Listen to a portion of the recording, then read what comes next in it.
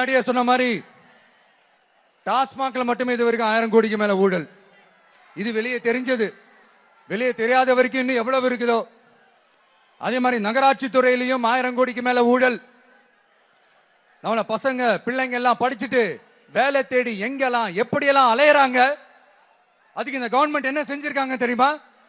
இந்த நகராட்சி துறையில வேலை வாங்கி தரதா சொல்லிட்டு கோடிக்கணக்கான பணத்தை லஞ்சமா வாங்கிக்கிட்டு தகுதியானவங்களுக்கு வேலை வாய்ப்பை இல்லாத அளவுக்கு பண்ணிருக்கிறாங்க. இதெல்லாம் எவ்வளவு பெரிய ஒரு ஏமாத்து வேலை.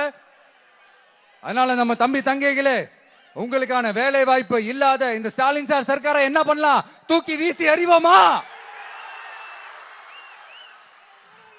உங்களுக்கு பாதுகாப்பு இல்லாத, உங்களுக்கு வேலை வாய்ப்பு இல்லாத இந்த தீய சக்தி திமுக அரசு என்ன பண்ணலாம்? தூக்கி வீசி அறிவோமா? அடுத்து வண்டியா வச்சிருக்கிற பணத்தை என்ன பண்றதுன்னு தெரியாம இப்ப உங்க எல்லார்கிட்டையும் கொடுத்து எப்படியாவது ஜெயிச்சிடலாம்னு கனவு காணிட்டு இருப்பாங்க. நான் முன்னாடியே சொன்ன மாதிரி எல்லாத்தையும் வாங்கிக்கங்க. வாங்கிக்கிட்டு அவங்க காதுலயே விசில ஊதி அனுப்புங்க. எப்படி? அவங்க செவிலே விசில ஊதி அனுப்புங்க.